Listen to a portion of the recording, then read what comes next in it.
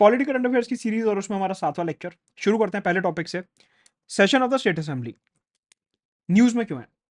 पंजाब में मसला यह हुआ कि भगवंत मान सरकार ने वहां के गवर्नर को एड और एडवाइस दी कि सर हम ना पंजाब की असेंबली में बजट सेशन बुलाना चाहते हैं। कॉन्स्टिट्यूशन के हिसाब से गवर्नर के पास पावर होती है असेंबली को समन करने की। तो भगवंत मान सरकार ने स्टेट काउंसिल ऑफ मिनिस्टर्स ने वहां के गवर्नर को यह एड और एडवाइस दिया कि आप हमारा बजट सेशन बुला दो। गवर्नर ने उनकी रिक्वेस्ट मना कर दी और बोला कि नहीं, मैं अभी कोई सेशन नहीं बुला रहा। इसके ऊपर पूरा मसला शुरू हुआ कि क्या गवर्नर यहां पे अपनी डिस्क्रिशन अपने विवेक का इस्तेमाल कर सकते हैं या गवर्नर को 100% केसेस में स्टेट काउंसिल ऑफ मिनिस्टर्स की बात माननी होगी। प्रीलिम्स में सीधा क्वेश्चन निकलेगा इधर से। उससे पहले एक बारी कॉन्स्टिट्यूशनल प्रोविजन समझते हैं और ये समझते हैं कि सुप्रीम कोर्ट ने इस मैटर के ऊपर क्या बोला हुआ है। तो हमारे को पता है कि गवर्नर जो है यूजुअली नॉर्मल सर्कमस्टांसेस में जितने भी सेशंस होते हैं उनको समन करते हैं। समन का मतलब होता है कि सभा को बुलाना, विधानसभा के सेशन को बुलाना, winter session, monsoon session, budget session, इनको बुलाना वो कॉन्स्टिट्यूशनल पावर जो है गवर्नर की होती है। ऐसे में गवर्नर नॉर्मल सर्कमस्टांसेस में जो काम करते हैं स्टेट काउंसिल ऑफ मिनिस्टर्स के एड और एडवाइस पे करते हैं और गवर्नर यूजुअली इस एडवाइस से बाउंड होते हैं। मतलब कि गवर्नर जो है वो इस सलाह से बंधे हुए होते हैं कि अगर स्टेट काउंसिल ऑफ मिनिस्टर्स ने कोई एड और एडवाइस दे दी तो गवर्नर को सेशन बुलाना ही पड़ेगा। इसके कॉन्स्टिट्यूशनल प्रोविजन अगर देखने की कोशिश करें तो आर्टिकल 163 हमारे को ये कहता है कि हर राज्य में एक स्टेट काउंसिल ऑफ मिनिस्टर्स होगा जिसका काम होगा गवर्नर को एड और एडवाइस करना। मोस्ट ऑफ द केसेस में गवर्नर को स्टेट काउंसिल ऑफ मिनिस्टर्स की बात माननी पड़ेगी, लेकिन कुछ जगहों पे गवर्नर अपनी डिस्क्रिशन का इस्तेमाल कर सकते हैं, अपने विवेक का इस्तेमाल कर सकते हैं। एक बात ध्यान रहे कि अगर हम कॉन्स्टिट्यूशन के आर्टिकल 74 को पढ़ें, 74 में लिखा हुआ है कि यूनियन काउंसिल ऑफ मिनिस्टर्स जो है वो प्रेसिडेंट को एड और एडवाइस करेंगे। आर्टिकल 74 के अंदर प्रेसिडेंट के लिए डिस्क्रिशन वर्ड इस्तेमाल नहीं हुआ है। आर्टिकल 74 में कहीं नहीं लिखा हुआ कि राष्ट्रपति अपने डिस्क्रिशन का इस्तेमाल कर सकते हैं, लेकिन आर्टिकल 163 में साफ लिखा हुआ है कि अगर स्टेट काउंसिल ऑफ मिनिस्टर्स ने कोई एड और एडवाइस दी है गवर्नर को, उस केस में गवर्नर जो है वो वैसे तो एडवाइस मानेंगे, लेकिन जहां जहां पे कॉन्स्टिट्यूशन कहता है कि गवर्नर का डिस्क्रिशन लगना चाहिए वहां पे गवर्नर अपने डिस्क्रिशन अपने विवेक का प्रयोग कर सकते हैं। ये हो गया एक आर्टिकल। दूसरा आर्टिकल है आर्टिकल 174 जो बोलता है कि गवर्नर की 3 कॉन्स्टिट्यूशनल ड्यूटीज होती हैं। एक, हाउसेस को समन करना, हाउसेस के सेशन को बुलाना। दूसरा, हाउसेस को प्रोरोग करना। प्रोरोग करने का मतलब होता है सेशन का अंत करना कि सेशन अभी खत्म हो गया। जैसे budget session, winter session, monsoon session जब हमारे को खत्म करना होता है तो गवर्नर उसके लिए एक ऑर्डर पास करते हैं स्टेट काउंसिल ऑफ मिनिस्टर्स के एडवाइस पे कि विधानसभा और विधान परिषद जो है भी प्रोरोग हो चुके हैं, उनका सेशन जो है वो अंत हो चुका है। गवर्नर को एक बात और ध्यान रखनी होती है कि जब भी वो हाउसेस को समन करते हैं, जब भी वो सेशन को बुलाते हैं, तो 2 सेशंस के बीच में 6 महीने से ज्यादा का गैप नहीं होना चाहिए।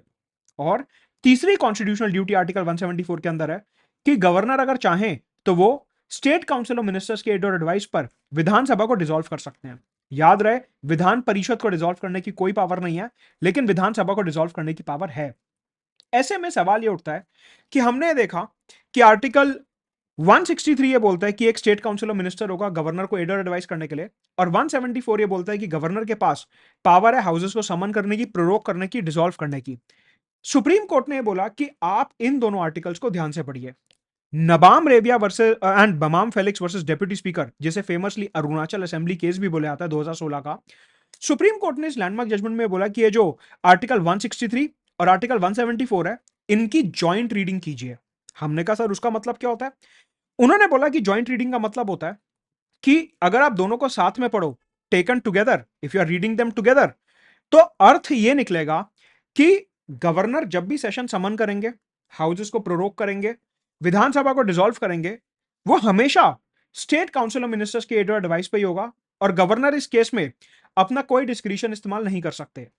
नबाम रेबिया केस जिसे फेमसली अरुणाचल असेंबली केस बोला जाता है, यहां पे सुप्रीम कोर्ट ने एकदम साफ कर दिया कि गवर्नर इस केस में अपने डिस्क्रिशन का इस्तेमाल नहीं करेंगे। यदि स्टेट काउंसिल ऑफ मिनिस्टर्स ने बोल दिया सेशन बुलाओ तो बुलाना पड़ेगा, स्टेट काउंसिल ने बोल दिया सेशन खत्म करो, प्रोरोक करो, खत्म करना पड़ेगा, स्टेट काउंसिल ने बोल दिया कि असेंबली डिसॉल्व करो तो डिसॉल्व करनी पड़ेगी। गवर्नर डिस्क्रिशन का इस्तेमाल नहीं करेंगे। ये नबाम रेबिया जजमेंट आप याद रखेंगे। प्रीलिम्स का सीधा क्वेश्चन यहां से निकलेगा कि क्या गवर्नर यहां पे अपनी डिस्क्रिशन का इस्तेमाल कर सकते हैं। नबाम रेबिया जजमेंट का इस्तेमाल करते हुए हम बोलेंगे नहीं, नहीं कर सकते, क्योंकि सुप्रीम कोर्ट ने हमारे को ऐसा इंटरप्रिटेशन दिया था आर्टिकल 163 और आर्टिकल 174 का। तो यहां पे सेशन बुलाते हुए हमेशा स्टेट काउंसिल ऑफ मिनिस्टर्स की बात माननी पड़ेगी। मतलब कि भगवंत मान सरकार ने पंजाब में वहां के गवर्नर को जो एडवाइस दी थी कि आप सेशन बुलाइए, वहां के गवर्नर को यह बात माननी ही पड़ेगी और अंत में उन्हें माननी पड़ी, उन्होंने सेशन बुलाया। यहां पे एक एक्सेप्शन है। एक्सेप्शन यह है कि गवर्नर सिर्फ और सिर्फ एक केस में बिना स्टेट काउंसिल ऑफ मिनिस्टर्स के एडवाइस के सेशन बुला सकते हैं। वो कौन सा केस है? वो केस होता है जब स्टेट काउंसिल ऑफ मिनिस्टर्स का बहुमत, मेजॉरिटी जो है विधानसभा में खत्म हो जाए और गवर्नर उस सरकार की मेजॉरिटी को टेस्ट करने के लिए फ्लोर टेस्ट करवाना चाहते हैं। मतलब कि एक सरकार को ऐसा लग रहा है कि उसका बहुमत खत्म हो गया है, तो गवर्नर ने बोला ये तो चिंता की बात है, आपके पास बहुमत तो होना चाहिए, आपके पास मेजॉरिटी तो होनी चाहिए विधानसभा में। ऐसे में हम क्या कर रहे हैं कि आप सेशन बुलाओ बिना स्टेट काउंसिल के एड और एडवाइस के। क्यों? क्योंकि जब सरकार खुद बैकफुट पे होगी तो वो गवर्नर को थोड़ी ना रिकमेंड करेगी कि हाँ हाँ मैं अभी कमजोर हो गया और आप सेशन बुला लो, मेरी मेजॉरिटी टेस्ट करवा दो। वो तो कभी एड और एडवाइस नहीं देंगे। तो नबाम रेबिया केस में सुप्रीम कोर्ट ने बोला कि गवर्नर के पास डिस्क्रिशन सिर्फ एक केस में आएगी। कब? जब सरकार ऐसा लग रहा है कि उसका बहुमत गिर चुका है, सरकार माइनॉरिटी में आ चुकी है। उस केस में सरकार की मेजॉरिटी टेस्ट करवाने के लिए और फ्लोर टेस्ट करवाने के लिए गवर्नर बिना स्टेट काउंसिल ऑफ मिनिस्टर्स के एड और एडवाइस के सत्र को बुला सकते हैं, सेशन को बुला सकते हैं। यह था अपना पहला मुद्दा। अनअकैडमी के आइकॉनिक सब्सक्रिप्शन पे 50% डिस्काउंट आपको मिल सकता है। यूज करेंगे रेफरल कोड मुदत गुप्ता। यहां पे 1-to-1 mentorship, guidance, current affairs, GS, CSAT current affairs optional, answer writing, live और रिकॉर्डेड क्लासेस, सब कुछ आपकी पूरी प्रिपरेशन की तैयारी एक ही जगह पे आपको मिलेगी, वो भी 50% डिस्काउंट के साथ। यूज करेंगे रेफरल कोड मुदत गुप्ता। अगर आप आइकॉनिक नहीं प्लस सब्सक्रिप्शन लेते हैं तो आपको 30% तक का डिस्काउंट मिलेगा। इतना ही नहीं, अगर आप 2 साल या उससे ऊपर की तैयारी कर रहे हैं, 2025-26 की तैयारी कर रहे हैं, तो आपको अनअकैडमी में 45 डेज का पेड प्रोग्राम मिलेगा दिल्ली में। यदि आप प्रीलिम्स क्लियर करते हैं 2024, 25, 26 का, अगर आप प्रीलिम्स क्लियर कर रहे हैं तो 45 डेज के लिए आपको दिल्ली में बुलाया जाएगा, पूरा खर्चा अनअकैडमी उठाएगा। साथ में आपके मेंस के बाद फ्री इंटरव्यू गाइडेंस प्रोग्राम, और सिलेक्शन होता है तो पूरा आपका जो फीस है वो वापस, नहीं होता तो आपको 2 साल तक का एक्सटेंशन मिलेगा। मतलब कि काफी फ्लेक्सिबल प्रोग्राम है एस्पिरेंट्स की नीड्स को ध्यान में रखते हुए। यूज करेंगे रेफरल कोड मुदत Gupta for 50% discount on Unacademy subscription. अगला मुद्दा है इंफॉर्मेशन टू गवर्नर। यह भी पंजाब का ही मसला है। यहां पे एक और मसला उठा। क्या? गवर्नर ने भगवंत मान को फोन मिलाया कि भगवंत भाई सुनो, पंजाब में जो आपने थोड़े बहुत निर्णय लिए हैं ना, जरा मेरे को उनके बारे में इंफॉर्मेशन चाहिए। भगवंत मान ने बोला नहीं दे रहा। गवर्नर चीफ मिनिस्टर के बीच में लड़ाई हो गई। गवर्नर ने बोला मैं स्टेट का हेड हूं, मेरे को इंफॉर्मेशन चाहिए, दो। भगवंत मान ने बोला नहीं दूंगा। ऐसे में गवर्नर ने बहुत वैलिड पॉइंट उठाया और उन्होंने बोला कि भगवंत भाई एक काम करो, ध्यान से ना आर्टिकल एक बार 167 पढ़ लो। भगवंत मान ने ये आर्टिकल पढ़ा। इस आर्टिकल में क्या दिया था? आर्टिकल 167 में दिया हुआ है constitutional duties of chief minister, मुख्यमंत्री के संवैधानिक कर्तव्य। इस आर्टिकल के अंदर चीफ मिनिस्टर की 3 इंपॉर्टेंट ड्यूटीज लिखी हुई हैं जो चीफ मिनिस्टर को माननी ही पड़ेंगी। अच्छा, क्या ड्यूटीज हैं सर? वो पहली ड्यूटी है कि यदि गवर्नर चीफ मिनिस्टर से कोई भी इंफॉर्मेशन मांगते हैं, यदि पंजाब के गवर्नर फोन करके भगवंत मान से कोई इंफॉर्मेशन मांग रहे हैं, तो उस केस में आर्टिकल 167 के अंदर भगवंत मान चीफ मिनिस्टर गवर्नर को मना नहीं कर सकते and he is bound to give that information. हमेशा ध्यान रखेंगे कि यदि योगी आदित्यनाथ से यूपी के गवर्नर को इंफॉर्मेशन मांगते हैं, उन्हें देनी पड़ेगी। ममता बनर्जी से वेस्ट बंगाल के गवर्नर को इंफॉर्मेशन मांगते हैं, उन्हें देनी पड़ेगी। केरला में गवर्नर अगर मुख्यमंत्री से कोई इंफॉर्मेशन मांगते हैं, उन्हें देनी पड़ेगी। क्यों? क्योंकि आर्टिकल 167 बोलता है कि यदि गवर्नर किसी एडमिनिस्ट्रेटिव मैटर पे चीफ मिनिस्टर से कोई भी इंफॉर्मेशन मांगते हैं तो चीफ मिनिस्टर मना नहीं करेंगे, उन्हें वो जानकारी गवर्नर को देनी ही पड़ेगी। चीफ मिनिस्टर का ये कर्तव्य है, चीफ मिनिस्टर इससे मुकर नहीं सकते। प्रीलिम्स में स्टेटमेंट बनेगा कि chief minister is bound to give information to the governor. Chief minister बाध्य हैं गवर्नर को इंफॉर्मेशन देने के लिए। जवाब होगा हाँ बाध्य हैं। क्यों? आर्टिकल 167 बोलता है कि चीफ मिनिस्टर को ऐसी एडवाइस देनी ही पड़ेगी। सेकंड, जब भी मंत्रिमंडल की बैठक होती है, आपको आपको पता होगा कि जैसे नरेंद्र मोदी मंत्रिमंडल की बैठक होती रहती है, वहां पे प्रधानमंत्री और दूसरे मंत्री जो अलग अलग निर्णय लेते हैं, वैसे ही स्टेट लेवल पे भी अलग अलग बैठकें होती हैं। कौन सी स्कीम लानी है, क्या करना है, लॉ एंड ऑर्डर कैसे मेंटेन करना है, पुलिस का क्या करना है, एक्सेट्रा। अलग अलग बैठकें होती हैं, स्कीम आती हैं। आर्टिकल 167 बोलता है कि जैसे ही आपकी बैठक खत्म होती है मंत्रिमंडल की, जैसे ही आपकी स्टेट काउंसिल ऑफ मिनिस्टर की बैठक खत्म होती है, बैठक खत्म करो, उसके बाद मुख्यमंत्री सीधा गवर्नर के पास जाएंगे सारी इंफॉर्मेशन देने के लिए कि अभी ये जो मंत्रिमंडल की बैठक हुई थी उसमें हमने क्या क्या बातचीत करी है। दो अलग बातें हैं। आपको लगेगा पिछले वाली बात से सेम है, अलग बातें हैं। कैसे सर? पिछले वाले केस में क्या बताया था मैंने कि गवर्नर फोन करके भगवंत मान से कह रहे हैं कि भगवंत भाई इस वाले मैटर पे जरा मेरे को इन्फॉर्मेशन दो। वहां पे गवर्नर इन्फॉर्मेशन मांग रहे हैं। एक बात चीफ मिनिस्टर को देनी पड़ेगी, दूसरी बात स्टेट काउंसिल ऑफ मिनिस्टर की मीटिंग होती है, यहां पे गवर्नर के बिना मांगे हर मीटिंग के बाद आपको कैबिनेट की सारे डिसीजंस गवर्नर को बताने पड़ेंगे कि भगवंत मान अपने काउंसिल से मिले, जैसे ही जो फाइनल हुआ गवर्नर के पास गए और गवर्नर को खुद से सारी इंफॉर्मेशन देंगे कि हाँ सर आज हमने ये निर्णय लिया है, ऐसा बिल स्कीम डॉक्यूमेंट हम लाने वाले हैं।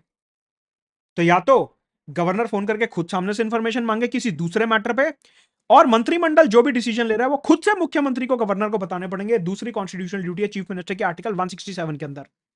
तीसरी ड्यूटी चीफ मिनिस्टर की तीसरी ड्यूटी, आपको पता है मंत्रिमंडल में बहुत सारे मंत्री होते हैं। सपोज करिए ऐसे अलग अलग मंत्री हैं, एक मंत्री ने कोई कंट्रोवर्शियल डिसीजन ले लिया, कोई इंपॉर्टेंट डिसीजन ले लिया, गवर्नर को लग रहा है कि यह डिसीजन गलत है। ऐसे में आर्टिकल 167 के अंदर गवर्नर भगवंत मान को बुलाएंगे, ममता बनर्जी को बुलाएंगे, आदित्यनाथ को बुलाएंगे और क्या कहेंगे कि सुनिए आपके मंत्री ने कंट्रोवर्शियल डिसीजन लिया है, मैं इससे सहमत नहीं हूं, आप एक काम करिए इस डिसीजन को पूरे मंत्रिमंडल के आगे पेश करिए और उनकी राय जानिए। मतलब यह कि आर्टिकल 167 बोलता है कि यदि गवर्नर किसी एक अकेले मंत्री के डिसीजन से खुश नहीं है तो उन्हें वो डिसीजन चीफ मिनिस्टर को बताना होगा कि आप सुनिए ये इकलौते मंत्री का डिसीजन पूरे काउंसिल के आगे रखिए और पूरे काउंसिल की इस पर राय जानी है। तो ये तीन कॉन्स्टिट्यूशनल ड्यूटीज है चीफ मिनिस्टर की, और जब गवर्नर ऐसा बोल देंगे तो चीफ मिनिस्टर को भगवंत मान, योगी आदित्यनाथ, इन सबको वो डिसीजन पूरे काउंसिल के आगे रखना पड़ेगा। क्यों? आर्टिकल 167 के अंदर इनका संवैधानिक कर्तव्य है वो। तो रिसेंटली पंजाब में एक डिस्प्यूट हो गया जहां पे गवर्नर ने भगवंत मान से इंफॉर्मेशन मांगी, उन्होंने देने से मना कर दिया। गवर्नर ने आर्टिकल 167 उठाया, फिर फाइनली थोड़ी बहुत इंफॉर्मेशन भगवंत मान की साइड से गवर्नर को पंजाब के दी गई। ये था अपना दूसरा मसला। अनअकैडमी के सब्सक्रिप्शन पर 50% ऑफ है। अगर आप 1-to-1 गाइडेंस, लाइव और रिकॉर्डेड क्लासेस, सारे टॉप एजुकेटर्स के courses, GS, current affairs, CSAT optional, answer writing, essay writing, interview guidance, सब कुछ एक जगह पे चाहते हैं, अनअकैडमी में सब्सक्राइब करेंगे, नीचे लिंक दिया हुआ है for 1-to-1 guidance and everything at one place. अगर आप आइकॉनिक सब्सक्रिप्शन नहीं लेते, प्लस सब्सक्रिप्शन लेते हो, तो वहां पे आपको 30% तक ऑफ मिलेगा। और यदि आप 2 साल से ऊपर का सब्सक्रिप्शन ले रहे हो तो उस केस में आपको अनअकैडमी की साइड से 45 डेज का क्वालिटी एनरिचमेंट प्रोग्राम मिलेगा एब्सोल्युटली फ्री दिल्ली में, जहां पे आप दिल्ली जाएंगे, अनअकैडमी पूरा खर्चा उठाएगा, 1-to-1 टॉप एजुकेटर्स के साथ आपका जो है गाइडेंस सेशन होगा, आंसर राइटिंग, ऑप्शनल, एसे वगैरह पे, सब चीजों पे। और यदि आप सेलेक्ट होते हैं तो 100% फीस रिफंड, नहीं होते तो 2 साल तक का एक्सटेंशन आपको मिलेगा। यूज द रेफरल कोड मदद Gupta for 50% discount on Unacademy subscription. अगला मसला है inherent powers of the high court. यह मसला रिसेंटली न्यूज में था क्योंकि मनीष सिसोदिया जो दिल्ली के डेप्यूटी चीफ मिनिस्टर थे, उन्होंने सुप्रीम कोर्ट में एक याचिका दायर करी थी और सुप्रीम कोर्ट ने मनीष सिसोदिया वाले केस में ये inherent powers of the high court का कई बार इस्तेमाल करा, ये वर्ड का कई बार इस्तेमाल करा।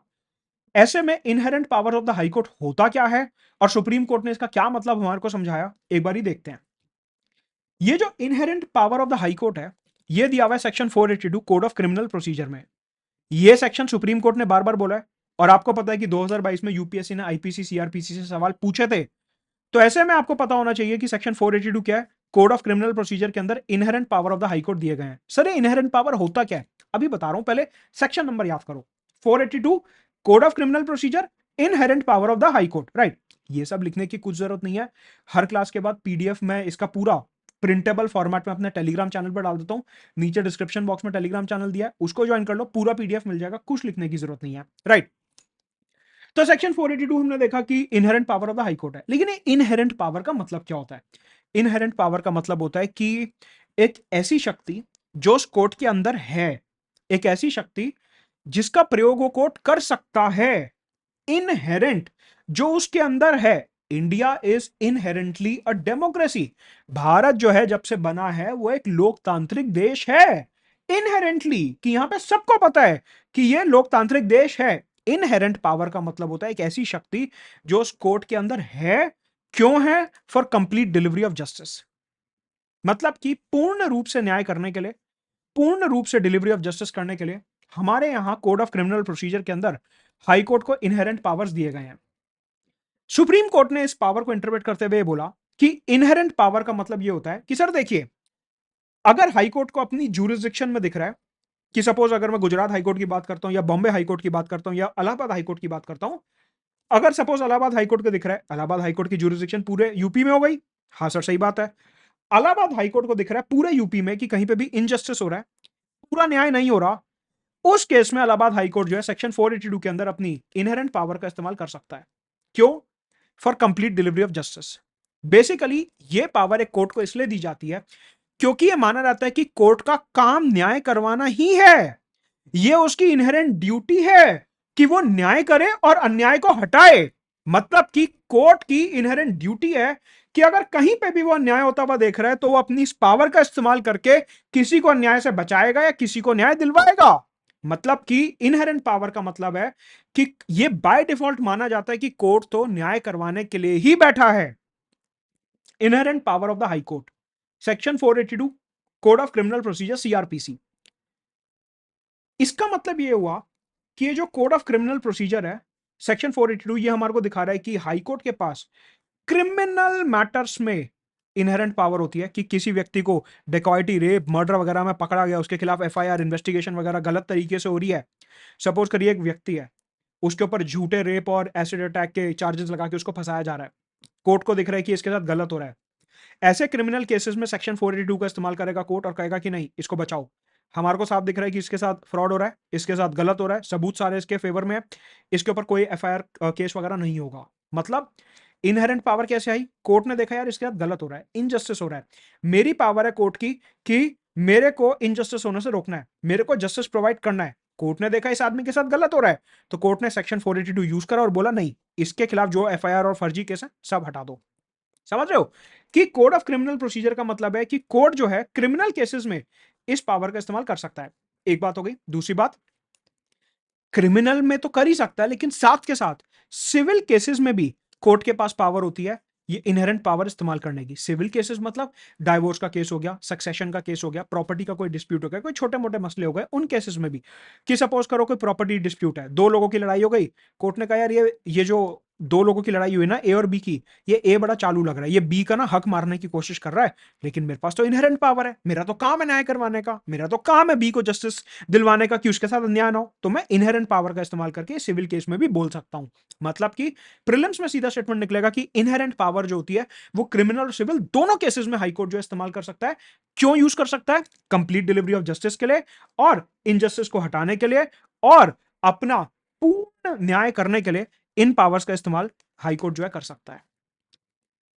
लेकिन एक बात ध्यान रखनी है, सुप्रीम कोर्ट ने क्या बोला? सुप्रीम कोर्ट ने बोला कि इनहेरेंट पावर का इस्तेमाल तभी होगा जब अन्याय से बचाने के लिए कोई और प्रावधान ना हो। मतलब कि इनहेरेंट पावर का इस्तेमाल सिर्फ तब होगा जब अन्याय से बचाने के लिए, इनजस्टिस से बचाने के लिए कोई और लॉ, क्लॉज, रेमेडी अवेलेबल नहीं है।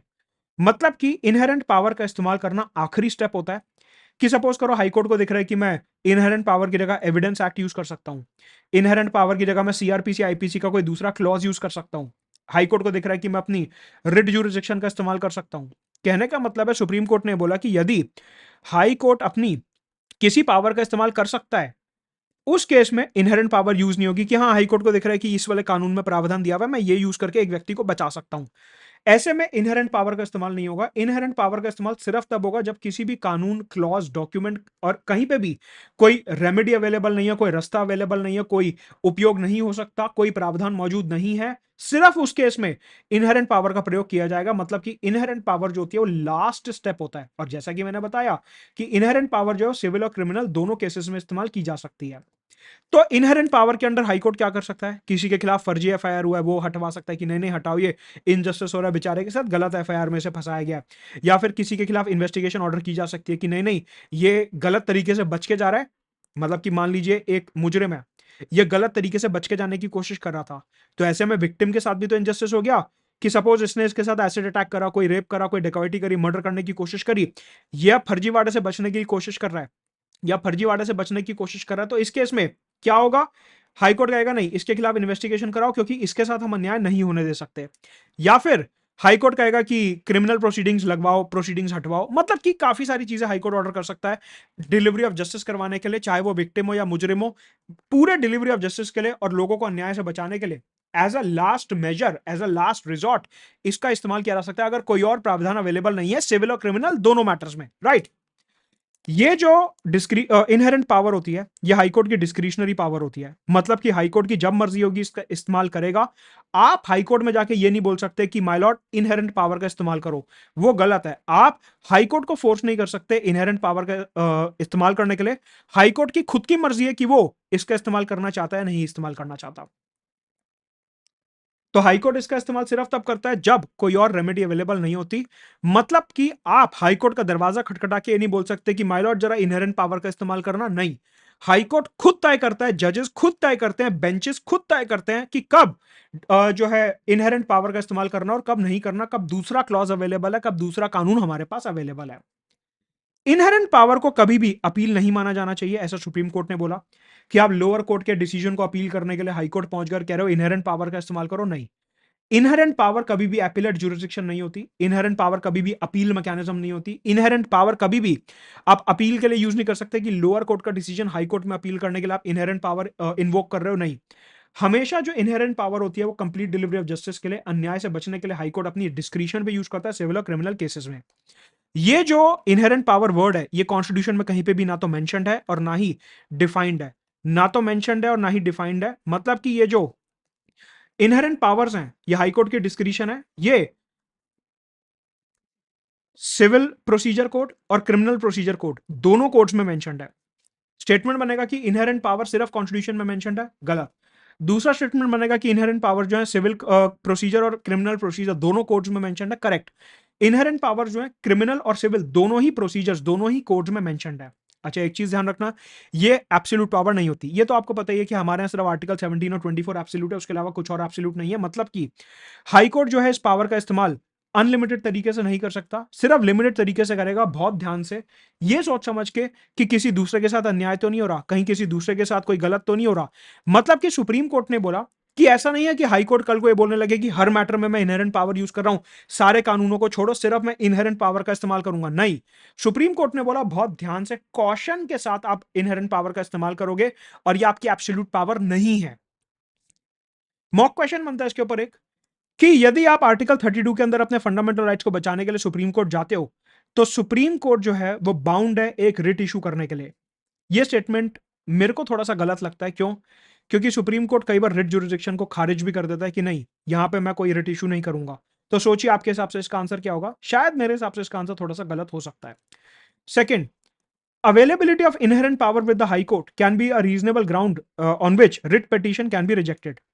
ये कह रहा है कि अगर हाई कोर्ट के पास कोई इनहेरेंट पावर बची है, अगर high court delivery of justice कर सकता है, उस केस में यदि आप हाई कोर्ट की इनहेरेंट पावर को इग्नोर करते हुए सीधा सुप्रीम कोर्ट जाते हो आर्टिकल 32 के अंदर, तो सुप्रीम कोर्ट आपकी याचिका को खारिज करके ये बोल सकता है कि मेरे पास बाद में आना, पहले हाई कोर्ट की इनहेरेंट पावर का इस्तेमाल करो। ये स्टेटमेंट बिल्कुल सही है। ये एक्सप्लेन कर देता हूं। मनीष सिसोदिया के केस में यही हुआ। मनीष सिसोदिया का सुप्रीम कोर्ट कि सर देखिए सीबीआई कोर्ट ने मेरे खिलाफ ऑर्डर जारी कर दिया है और मैं अपना बचाव चाहता हूं। सुप्रीम कोर्ट ने बोला मेरे पास मत आओ, सीधा दिल्ली हाई कोर्ट के पास जाओ, क्योंकि ये जो अपना सीआरपीसी का सेक्शन 482 है इसके अंदर दिल्ली हाईकोर्ट के पास इनहेरेंट पावर है और उस इनहेरेंट पावर का इस्तेमाल करके दिल्ली हाईकोर्ट आपके राइट्स को प्रोटेक्ट कर सकता है, इनजस्टिस को प्रिवेंट कर सकता है, डिलीवरी ऑफ जस्टिस इंश्योर कर सकता है। तो सुप्रीम कोर्ट ने इनहेरेंट पावर्स को ग्राउंड बनाते हुए, दिल्ली हाईकोर्ट की इनहेरेंट पावर्स को ग्राउंड बनाते हुए मनीष सिसोदिया की जो ज्यूरिसडिक्शन थी, रिट ज्यूरिसडिक्शन आर्टिकल 32 के अंदर, उसको खारिज करा और ये बोला कि पहले हाईकोर्ट के पास जाओ और अपना जो है inherent power of Delhi high court इस्तेमाल करो, वो अपनी पावर का इस्तेमाल करके आपको बचाएगा। तो हाँ, ये स्टेटमेंट बिल्कुल सही है कि अगर किसी हाईकोर्ट के पास इनहेरेंट पावर्स अवेलेबल हैं तो सुप्रीम कोर्ट आपकी याचिका को खारिज कर सकता है, आपकी पिटीशन को खारिज कर सकता है, ये बोल के कि पहले हाईकोर्ट के पास जाओ। अनअकैडमी सब्सक्राइब करने के लिए यूज करेंगे referral code Mudit Gupta, 1-to-1 guidance, live और recorded classes, GS, current affairs, CSAT optional के लिए 50% डिस्काउंट ऑन आइकॉनिक सब्सक्रिप्शन के लिए यूज करेंगे रेफरल कोड मधुद गुप्ता, साथ में 30% ऑफ है प्लस सब्सक्रिप्शन पे। ऑल्सो अगर आप 2 साल या उससे ज्यादा का सब्सक्रिप्शन लेते हैं तो आपको अनअकैडमी की तरफ से फुल्ली स्पॉन्सर्ड क्यूईपी प्रोग्राम मिलेगा दिल्ली में, जहां पे पूरा अकोमोडेशन, ट्रैवल, रहने खाने का खर्चा सब अनअकैडमी करेगा और आपको सिर्फ प्री क्लियर करने के बाद दिल्ली आना है और पढ़ाई करनी है। साथ में अगर आपका मेंस क्लियर होता है तो free interview guidance program, selection पे 100% रिफंड और सिलेक्शन नहीं होता तो अप टू 2 ईयर एक्सटेंशन आपको मिलेगा। साथ के साथ हमारे नए बैचेस शुरू हो रहे हैं 27 अप्रैल से बाइलिंगुअल में एंड अपना लक्ष्य बैच हिंदी भाषा में 20 अप्रैल से शुरू हो चुका है। साथ के साथ अनअकैडमी का 23 अप्रैल को ये जो है स्कॉलरशिप टेस्ट होने वाला है, जहां पे आपको 90% तक की स्कॉलरशिप मिलेगी। लिंक डिस्क्रिप्शन में जरूर एनरोल करेंगे। ऑल्सो हमारा ऑल इंडिया मॉक टेस्ट होने वाला है 29 अप्रैल को, यह जो है जिसमें पूरा का पूरा प्रीलिम्स के पैटर्न पर टेस्ट होने वाला है। 9:30 से 11:30 जीएस का और 12:30 से 2:30 सीसैट का। नीचे लिंक दिया हुआ है। ये टेस्ट ऑफलाइन में तो हो गई दिल्ली, जयपुर, प्रयागराज, पटना, पुणे में, लेकिन अगर आप ऑफलाइन में नहीं है तो ऑनलाइन में भी आप इस टेस्ट को दे सकते हैं। साथ के साथ ऑफलाइन बैचेस शुरू हो चुके हैं जीएस और ऑप्शनल के। एनरोल करेंगे using the referral code Mudit Gupta. Let's crack it.